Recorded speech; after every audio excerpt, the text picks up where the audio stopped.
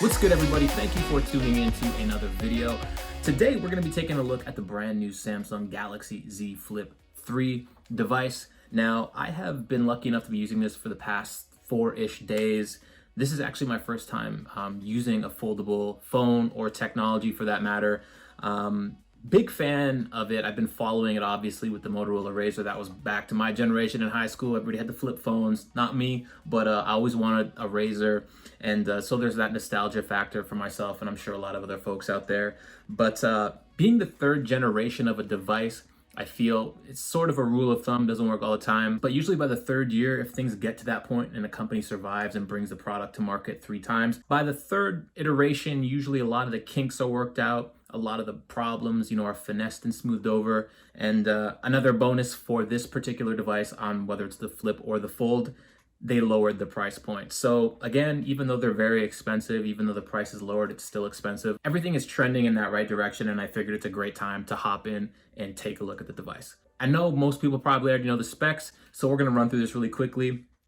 A 1.9-inch cover display, which is Super AMOLED, which is up from the 1.1-inch display on the original devices. Gorilla Glass Victus on the front and the back, as well as a pre-installed, more glass-like screen protector, which makes the phone apparently 80% stronger, which is a good thing with all the issues of the previous devices' screens cracking and splitting. IPX8, no dust, but 1.5 meters of submersion for about 30 minutes.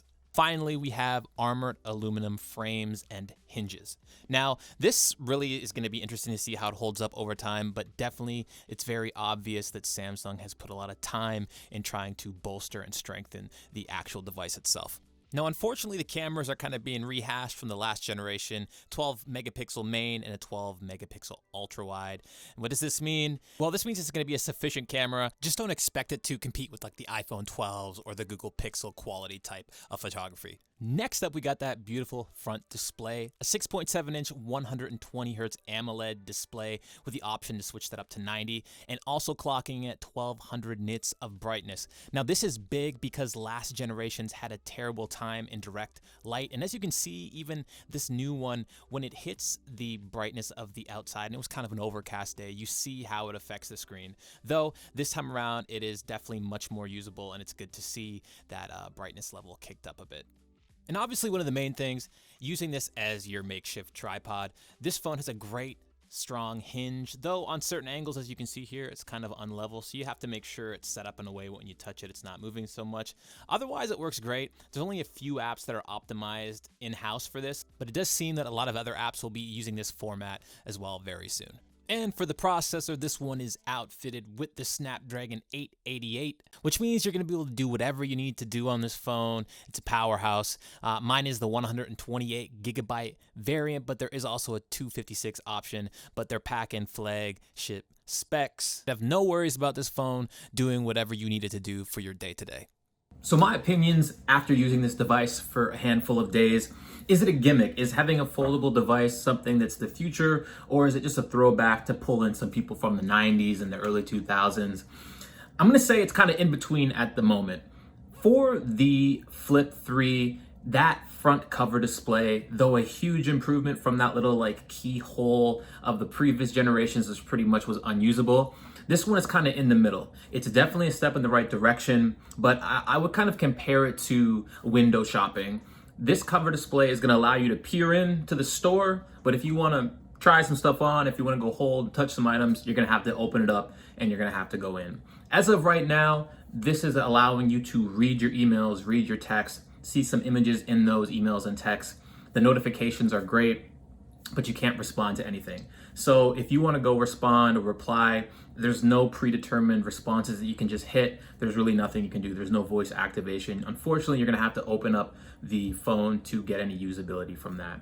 And with the widgets that they include as of right now, there's about 7. And it's nice to be able to see the weather. It's great to have access to your music. I do like that feature. But again, it's still fairly new. So what I'm hoping that Samsung does, probably next generations, as this is planned obsolescence at work, as it always is. I'm hoping that maybe with some updates, some software updates, this front cover display definitely could become more usable. I do feel like with a smartwatch, how you can speak things into your smartwatch and it types it out for you. or when you see a response, you can kind of have those pre-selected responses ready to go. There's a definite possibility for that if Samsung wants to go that route.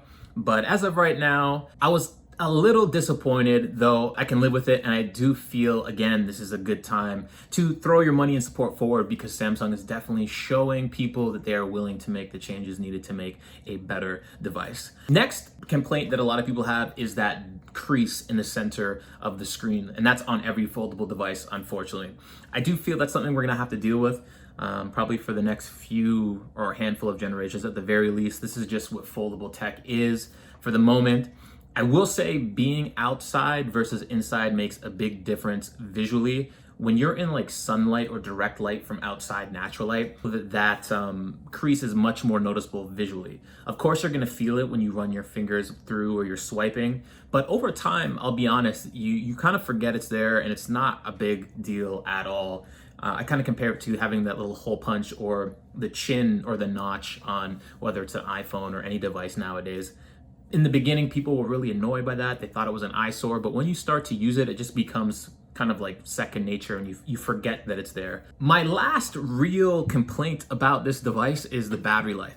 This is one area that they did not choose to improve anything. They brought over that 3300 milliamp battery from previous generations. And so far it's very average. I have nothing to compare it to the previous generations. So for me, that's probably gonna be a step backwards, one of the only step backwards. Higher nits, better processor, higher refresh rate, you're gonna have a bigger draw on the battery. And if you're reusing a battery from previous generations, it's probably just gonna perform weak, considering last generation's batteries were nothing to write home about. So do be aware of that. That is another disappointment that I have. The cameras, I'm not so disappointed about. They're really usable, they're above average, they're more than enough to get you some good shots, but you're just not gonna get a flagship phones like a Pixel or an iPhone video or picture quality. The fact that the cameras performed admirably, I think that's gonna be fine. And so far for me, from what I've seen, I've been happy with what they've been able to produce. And that's really it. My only main complaints on this device would be that little cover display and the actual battery life. I think in every sense of the word with this release, Samsung did do its best to really make an improvement with the Flip. They offered it at a very competitive price, and I think that's a little bit more, financial wizardry than anything, though it is at a much more attainable, in quotations, $999. They did do some cost cutting to get it there by, reusing the same battery, the same cameras. That allows them to kind of save some money. They did give you that updated flagship, 888 Snapdragon processor. So, they took a little bit away, but they gave you a little bit more. And again, with that cover display, they gave you a little bit more. When it comes to the device and the packaging, obviously they didn't, include the charger. They're pulling an Apple on us. And then also with the storage capacity, the entry level has been changed from 256 to 128. So, you're getting this, they're taking this, they're moving some things around to give you that more attractive price point. But at the end of the day, I still think this is a step forward. And if you're a person who really wants to, get into the foldable game, waiting 3 generations for anything new, I made the mistake for a couple times with some new companies, the Essential phone being one of them. I got in ground level and, sometimes things flop. Obviously, Samsung is a huge company. They're really showing everybody with the competitive pricing, the deals, the trade-in values, the free stuff. They're really going all in. And I do think if you are in the market and you are interested, the Flip is definitely the one to dip in and test out. I'm really happy with it. And I'm hoping with some software updates, probably high hopes, not gonna happen, there is a potential for that cover display to be much more usable. And with that, I'll come back later on down the road with a more in-depth review. But I hope that was helpful. And if anybody is waiting to pull the trigger, I think this is the time to give foldable tech a chance. And with the Flip, I think it's a perfect device to do that with. So with that, I'm out. Thank you everybody for watching another video, and be safe and take care of yourselves. Till next time.